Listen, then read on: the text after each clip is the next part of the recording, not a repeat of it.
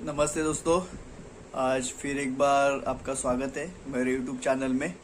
तो चलो आज मैं आपको बताता हूँ कि कैसे हमने हमारी केदारनाथ बद्रीनाथ दो धाम की यात्रा सक्सेसफुल की और क्या क्या रूट था और हमने कैसे कैसे ये प्लान बनाया था। टिकट कैसे निकाले, वहाँ पे स्टे कैसे किया, जर्नी कैसी थी, क्या क्या प्रॉब्लम्स आए, तो आपको मैं ये सब शेयर करने वाला हूँ आज। तो आज है हमारा ट्रिप का एक्चुअली तीसरा दिन और मैंने सोचा कि आपको थोड़ा सा इंफॉर्मेशन शेयर करता हूँ। इसके मतलब यूज़ हो सके कि आप जब भी ये यात्रा प्लान करें तो आपका ये सब चीज़ें आप ध्यान में रखें। तो चलो, हमने पहले 2 महीने पहले ये टिकट बुकिंग किया था जो विस्तारा एयरवेज का था, जो हमको मिला था 6,000 पर पर्सन के हिसाब से। और हम पहुँचे मुंबई एयरपोर्ट, जो कि हमारा दोपहर का फ़्लाइट था। तो इससे हमको फ़ायदा हुआ कि हमने पूरा जर्नी एंजॉय किया। तो मोस्टली ये 2 घंटे का फ्लाइट टाइमिंग रहता है। तो आप मुंबई से देहरादून जाकर वहाँ से नज़दीक है अपनी ऋषिकेश। तो ऋषिकेश नहीं तो आप हरिद्वार जा सकते हो। नहीं नहीं, तो है। और जब भी आप फ्लाइट बुक करें ना, तो आप वो एयरलाइन को बोल के आपका विंडो टिकट और विंडो सीट कंफर्म कर लेना। इससे आपको ट्रैवल में बहुत ही आनंद आ जाएगा। आप जब भी फ़्लाइट बुक करोगे तो आप कोई भी आपका एयरलाइन हो उनको बोल के आप विंडो सीट मांग सकते हो। तो फाइनली हम 2 घंटे का जर्नी करके देहरादून के एयरपोर्ट पे पहुंच गए और वहाँ से कैब बुक करके हम लोग हरिद्वार जाने वाले हैं। तो चलो देखते हैं कि आगे का जर्नी हमारा कैसा रहेगा। हरिद्वार पहुंच के हम लोग इवनिंग में 6:30 बजे 6 से 6:30 बजे के टाइम में ये गंगा आरती शुरू होता है। तो घाट पे आप जितना जल्दी पहुंचोगे उतना ही आपको आसानी जाएगा गंगा आरती का लाभ उठाने के लिए। वहाँ पे बहुत भीड़ रहती है।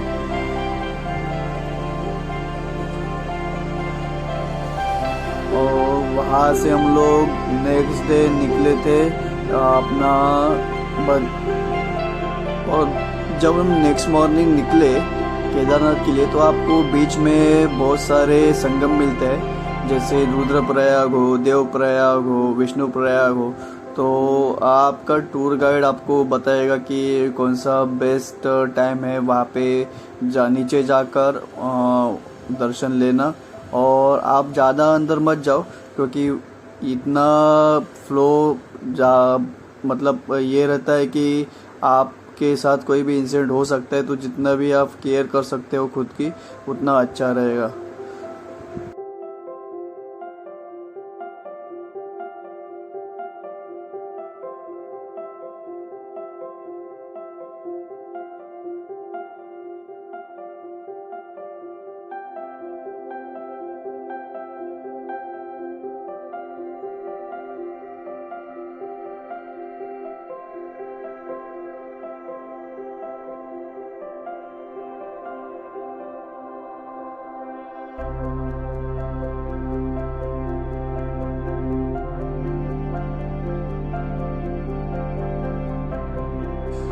तो ये जो देवप्रयाग का संगम है वो है अलकनंदा और भागीरथी मतलब गंगा नदी का।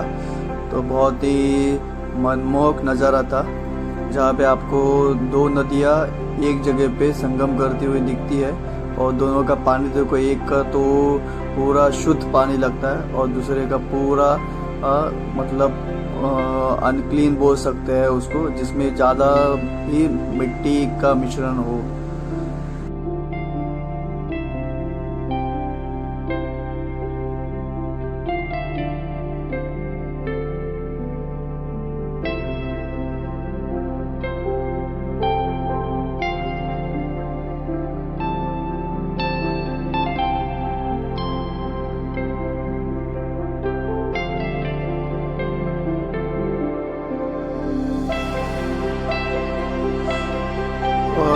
बाद में हम लोग पहुँचे रुद्रप्रयाग। यहाँ पे थोड़ा अलग है, यहाँ पे भागीरथी आपको दिखेगी मिट्टी मैली जैसी, और दूसरी है अलकनंदा जो आपको पूरा क्रिस्टल क्लियर पानी दिख रहा है।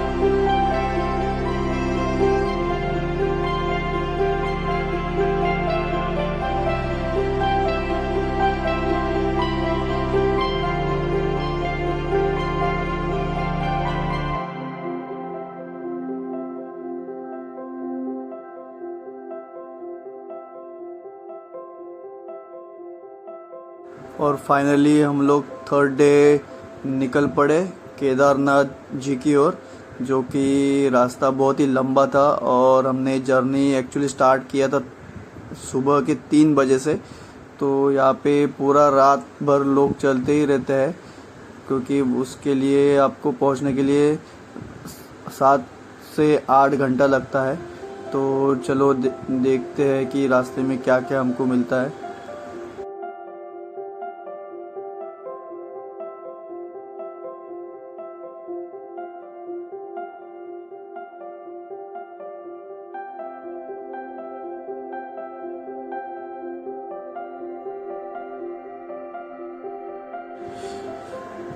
ये जो आप रास्ता देख रहे हो, जो मैंने अभी थोड़ी देर पहले दिखाया, तो एक्चुअली ये रास्ता इतना कठिन है नहीं, बट ये जो घोड़े रहते हैं, ये घोड़े आपके साथ आजू बाजू ही चलते हैं, आने वाले जाने वाले, तो इससे थोड़ा आपको दिक्कत होती है।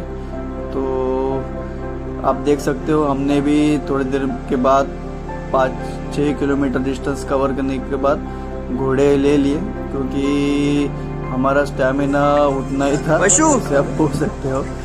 ये बहुत ही नाजुक सफ़र होता है, क्योंकि 23 किलोमीटर आपको वॉकिंग जाना, इट्स आप मिरेकल बोल सकते हो। भाई गिरा दिया रे।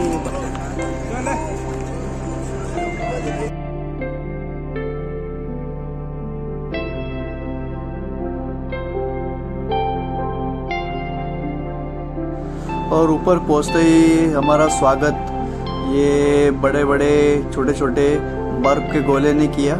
तो यहाँ पे बर्फ़ गिर रही थी, ये तकरीबन आधे घंटे तक गिरती रही, और मौसम में पूरा चेंज आ गया। तो हमने जैसे बुक किया था GMUN की वेबसाइट से, नंदी कॉम्प्लेक्स जो गवर्नमेंट का टेंट हाउस है और डॉर्मेंट्री है, तो हमने वहाँ पे स्टे करने का सोचा था। सामान रख के हम लोग आगे निकलने वाले थे। ये पहाड़ देख सकते हो, पूरा ग्लेशियर से भरा है, बहुत ही अद्भुत नज़ारा था। धन्य हो गए हम लोग।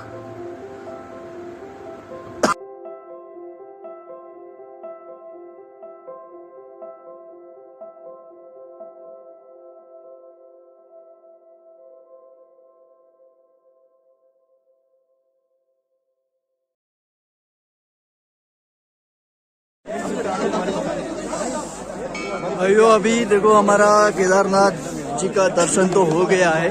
तो अभी हम लोग जो जूते चप्पल निकाले थे वो अभी लेकर आए हैं सही सलामत, और अभी हम लोग जा रहे हैं भीमशिला के यहाँ पे। तो देखते हैं भीमशिला कैसी दिखती है, और जिसने इतने महाभयंकर प्रलय में ये मंदिर को बचा लिया था, वो देखते हैं।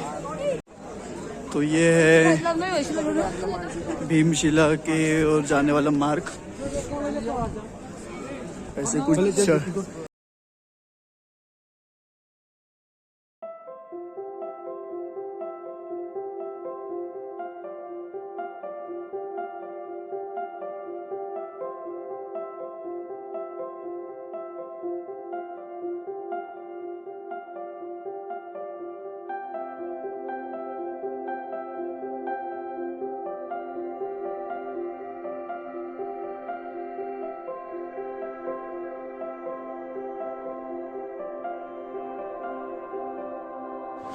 जय श्री बाबा केदार।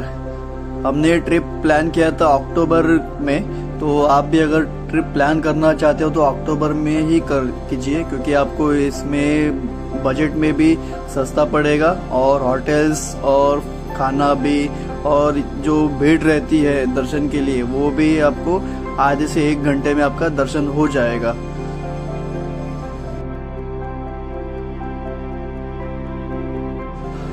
हम थके भागे नीचे आ गए 23 किलोमीटर फिर से उतर के, और वो नाइट हमने स्टे किया केदारनाथ के बेस कैंप में, और नेक्स्ट डे हम लोग निकल पड़े बद्रीनाथ के लिए।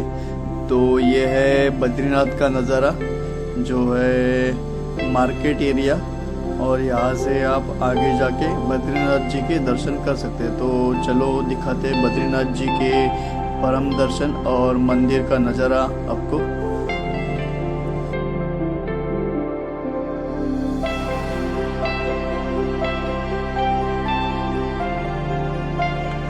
केदारनाथ में हम लोग जहाँ पे ठहरे थे सीतापुर, तो सीतापुर से बद्रीनाथ जाने के लिए आपको फिर से 9 घंटे का सफ़र है। तो आप जल्दी जितना निकलोगे तो उतना ही अच्छा है। और सेम डे निकल के आप पिपलकोटी 1 नाइट स्टे करके अर्ली मॉर्निंग आप बद्रीनाथ निकल सकते। तो आप वो 2 से 2.5 घंटे में पहुंच जाओगे। तो जितना आप जल्दी पहुंचोगे आपके लिए भी अच्छा है, क्योंकि मंदिर के कपाट बंद होने का वहाँ पे टाइमिंग रहता है 1 से 3 बजे तक। तो ये एक बड़ी दिक्कत होती है।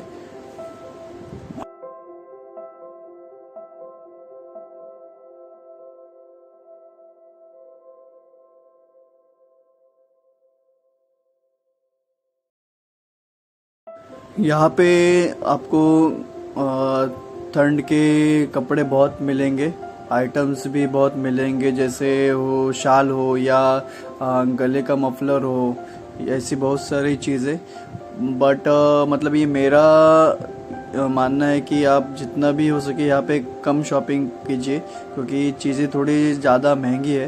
आप हरिद्वार ऋषिकेश में शॉपिंग कर सकते हो, वहाँ पे आपको थोड़ा सस्ता मिलेगा। बट ये आपकी मर्जी है, आपके ऊपर है आप क्या करेंगे।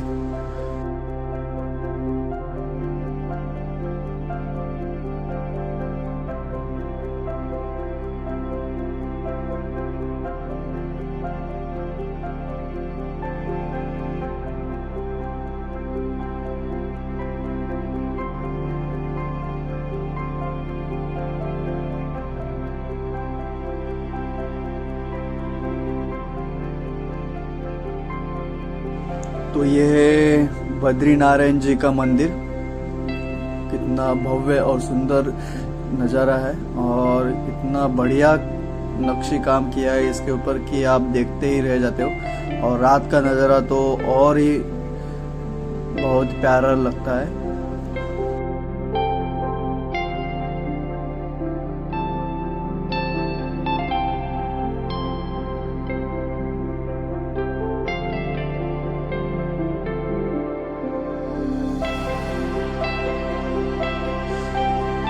और जैसे कि यहाँ पे हमको आधा घंटा वेट करना पड़ा, क्योंकि भोग लग रहे थे बद्रीनाथ जी के लिए।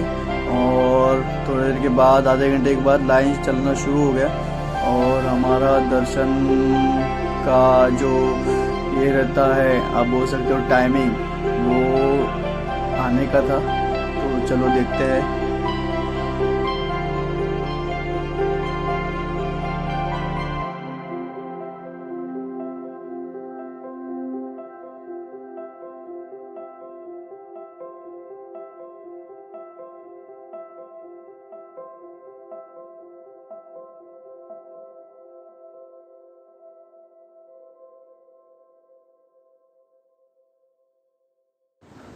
और ये है सुंदर मनमोहक नाइट व्यू, और मल्टी कलर आप देख सकते हो कैसे ये रंग बदल रहा है। तो वेरी मच ब्यूटीफुल। तो आप बद्रीनाथ में बहुत सारी होमस्टे की फैसिलिटीज़ है, होटल्स है। तो यहाँ पे आप गोआईबीबो, मेक माई ट्रिप, ट्रैवल्स और अगोड़ा साइट पे जाके चेक कर सकते हो। जो भी आपको कन्वीनियंट लगे आप बुक करके वहाँ पे स्टे ओवरनाइट स्टे कर सकते हो।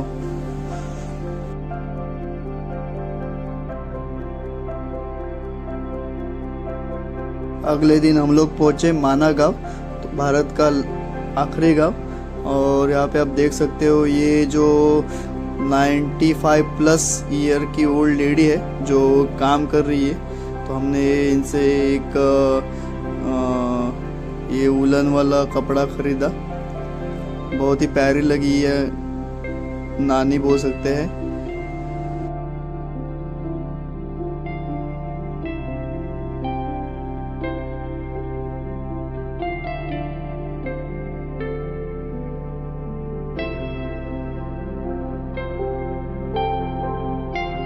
और हम अभी जा रहे हैं वेद व्यास गुफा की ओर, जहाँ पे वेद व्यास जी की मूर्ति है और ये श्री वेद व्यास गुफा है। और उसके ही बगल में भारत की पहली चाय की दुकान है, आप देख सकते हो। यहाँ पे 20 रुपीज़ में आपको एक चाय मिलेगी।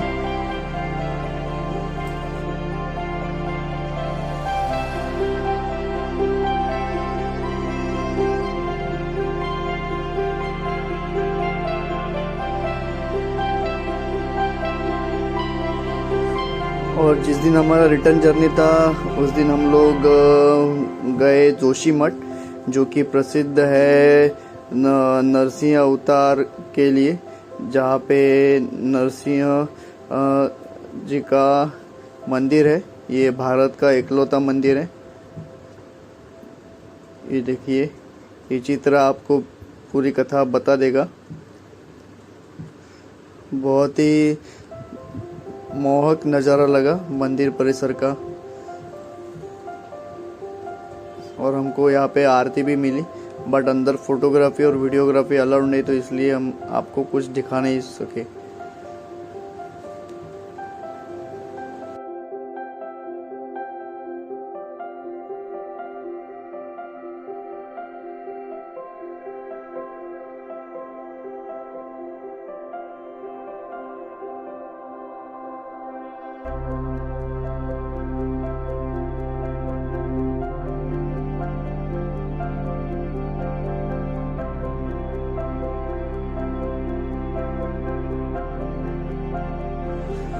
और हमारा उसके बाद का जो डेस्टिनेशन था वो था धारी देवी। तो ये पूरे पानी में स्थित एक मंदिर है जो आपको हरिद्वार के रास्ते पे लगता है। तो ये देवी जो है, इनके मुख के भाव दिन में 3 बार बदलते हैं। ये देखिए, इन्होंने यहाँ पे संस्कृत में लिखा है।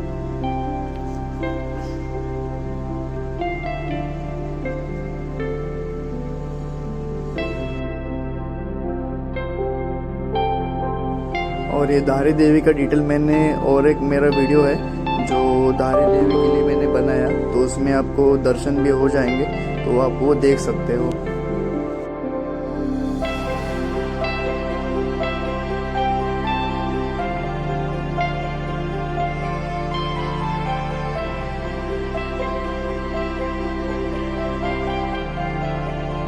और धारी देवी से निकलने के बाद हम लोग शाम के 5 बजे पहुंच गए ऋषिकेश।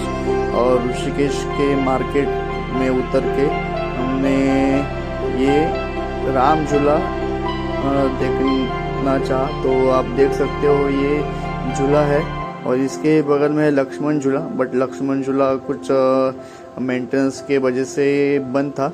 तो ये नीचे जा रही है गंगा नदी, और इसी नदी में रिवर राफ्टिंग होता है, जो ऋषिकेश में आपने सुना रहेगा।